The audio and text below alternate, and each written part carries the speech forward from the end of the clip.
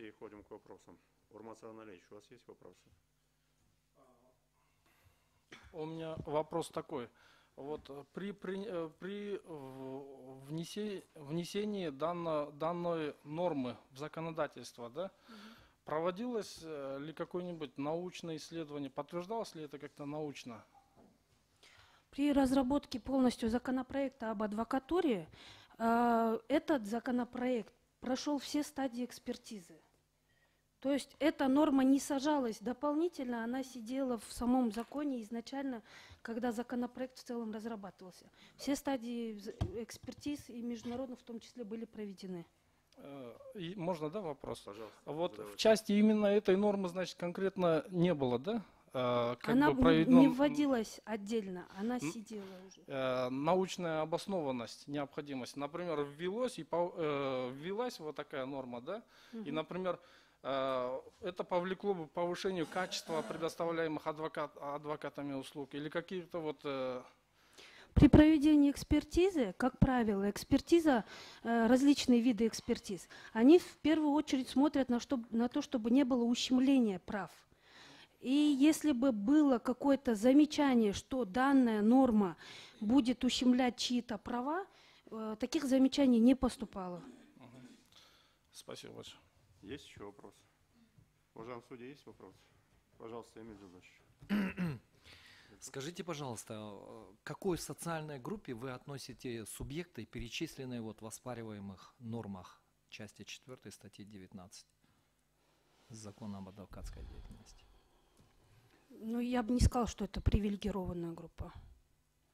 Средняя социальная группа. То есть Вы же ответить, да? Вы же ссылаетесь на специальные меры, которые законодатель вправе принимать в отношении, а там конкретно речь идет о конкретных социальных группах. Поэтому какие-то критерии, какие-то характеристики вот этой группе, да, социальной группе вы можете привести? Конкретные здесь характеристики имеют в виду, что эти люди, проработавшие 5 лет на определенных должностях, они овладевают в полной мере знанием юридической... Хорошо, тогда у меня другой вопрос. А только ли вот эти субъекты, которые перечислены вот в этих оспариваемых нормах, овладевают, как с вашей точки зрения, навыками, конечно. необходимыми, скажем, для выполнения вообще работы адвоката? Нет. Ну, а Не в таком только случае, эти меры. Вы, как представитель законодательства, почему тогда законодатель не предусмотрел в отношении других категорий лиц, которые, да, работая на каких-то других юридических профессиях, занимаясь, овладевают тоже в полной мере, скажем, навыками, ну, скажем, вот, сотрудники Министерства юстиции, к примеру, да? При разработке законопроекта нашим отделом Почему были именно на предложения. вот этих субъектах остановился законодатель? Вы можете дать какое-то пояснение? Потому что не поступало предложений на тот момент от прокуратуры Министерства юстиции. Мы предлагали внести их тоже. Просто по определенным, по стечению обстоятельств они не сели, потому что вовремя не поступили предложения. Мне ясно. Спасибо. Пожалуйста, Мергуль Сулбекова, потом Курман Абдиевич. У меня тоже был аналогичный вопрос, как у Эмиля Джулдошевича. Но вот я хотела спросить, предыдущий закон об адвокатуре тоже предусматривал те же субъекты, которые сейчас предусматривает действующий закон об адвокатуре? Нет, не предусматривал. Не предусматривал? Нет. По-моему, предусматривал. Но это может быть не всех. Количество субъектов было расширено в новом законе. В старом законе тоже были субъекты, которые имели право на получение лицензии без сдачи экзамена. Курман Абдиевич, пожалуйста. В статье 16 части 3 Конституции указано: в Кыргызской республике все равны перед законом. В данный момент равенство видите или нет? Равенство заключается в том, что каждый может проработать 5 лет. Все должны быть в одной шеренге. Одинаковое положение должно быть. А здесь исключение идет. Ну, здесь идет исключение в каком плане? Здесь же требование идет 5-летнего стажа. Они освобождены от определенных действий. Равноправия уже нету. Равноправие здесь не исключено. Равноправие. Каждый человек сможет 5 лет проработать на определенных должностях, и он будет иметь такое же право. Он не ущемлен в этом плане. Здесь специальные меры предусмотрены в плане того, что требуется обязательный 5-летний стаж, тогда как для того, чтобы получить лицензию через экзамен, достаточно 1 года проработать в качестве даже помощника адвоката, и не ясно там, насколько качественно будет его практика. То есть достаточно, я не считаю, что за год человек может так овладеть профессией, как за 5 лет. Вы все-таки уклонились от вопроса, который задал Курмантай Абдеевич. Все-таки здесь обеспечивается принцип равенства, когда делаются изъятия для определенных категорий лиц в законе. Принцип равенства, мне кажется, не нарушен. А то, что изъятия делаются для определенных групп лиц? Это специальные меры. Хорошо, специальная мера какую социальную цель преследует? Специальные меры преследуют цель, когда, для примера, сказать, тот же самый пример вот с тонировками, если Давайте мы забудем тонировку, мы сейчас закон об адвокатуре рассматриваем. Специальные меры предусматриваются в целях, чтобы какой-то определенной группе лиц, которая в чем-то превосходит в знаниях, в профессионализме другую группу лиц, дать им какие-то преференции. Хорошо, тогда у меня следующий вопрос. Вы считаете, что сотрудники Джорг Кенеша, аппарата президента, аппарата правительства по своим знаниям, умению в части подготовки проектов законов, проведения экспертизы лучше, чем сотрудники, например, аппарата Министерства юстиции? Нет, мы так не считаем. Министерства иностранных дел, омбудсмена, Министерства финансов? Так мы не считаем. Никогда не. Вам не кажется, что в данном случае идет сегрегация по роду деятельности и ведомству? Соглашусь, есть небольшая такая сегрегация. Но если вы соглашаетесь, то как мы можем говорить о том, что здесь не нарушается принцип равенства? Сам закон, когда его разрабатывали,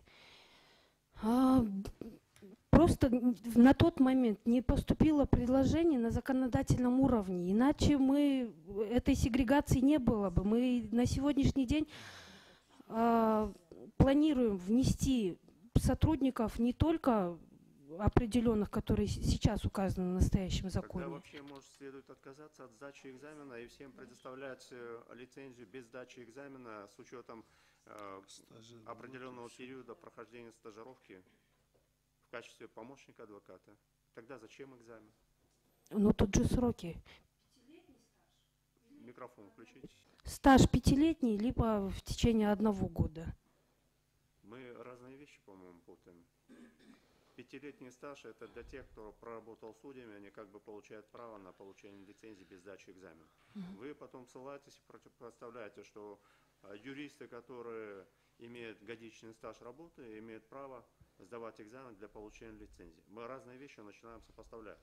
Но когда мы говорим относительно того, что отдельным категориям лиц предоставляется право получения лицензии без сдачи экзамена, а отдельным категориям нет, возникает вопрос. Хорошо, почему только эти категории лиц, которые перечислены в статье 19, да? В статье 19. В части 4 статьи 19. Почему этот перечень не расширить или вообще убрать и сделать получение лицензии вообще без экзамена? Без экзамена. Вам не кажется, что в этом случае идет противопоставление уровня знаний этих категорий лиц с уровнем знаний юристов, которые работают в других ведомствах? Вопрос в этом состоит. Вот, пожалуйста, сидит представитель омбудсмена, тоже юрист, наверное, имеет ученую степень. Вы представитель Джорг Кенеша. Вот если исходить из логики законодателя, получается, вы по уровню знания выше, чем представитель омбудсмена. Такой интерпретации мы не имели в виду, что тот, кто работает в Джорг Кенеше... Получается, Замила Бишембековна, так получается? ваша аргументация, ваши доводы к этому и ведут. Пожалуйста, уважаемый судья, есть еще вопрос? Джадыгар Иванович. Просто для дополнительного уточнения по конкретному из этих субъектов, вот, ваше мнение, лично просто. Вот все ли депутаты, поскольку там перечисляются депутаты, не имеющие юридическое образование,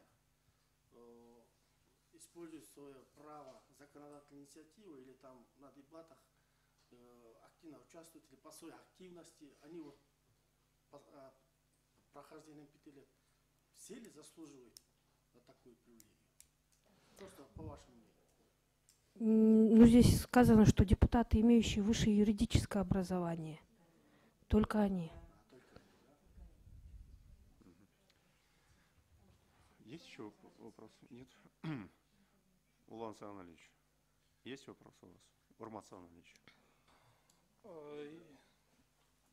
Сейчас, секундочку. Урмат Абич. Представитель омбудсмена акцентирует на дискриминацию. Ваше мнение? Дискриминации здесь нет. Пожалуйста, Урмат Саналич. Вот я хотел тоже это самое сказать насчет этого.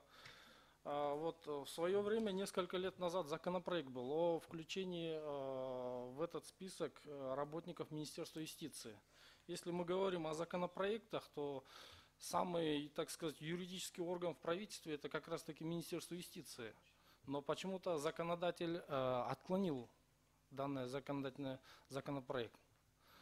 Как вы скажете насчет этого? Как вам известно, в Джорку Кенеши 120 депутатов, и после разработки и рассмотрения законопроекта комитетов, законопроект выносится на голосование Джорку Кенеша. Результаты голосования уже, к сожалению, каждый раз варьируются. К сожалению, есть такая практика, что депутаты, до конца не ознакомившись, могут проголосовать, хотя законопроект был вполне обоснован, мы его поддерживали. То есть вы не знаете, да, почему был отклонен? Просто из-за По того, что результатам голосование, голосования. да? Спасибо. Так, есть еще вопрос, Урмат Саналич? Нет? Уважаемый судья, есть вопрос? Присаживайтесь. Спасибо.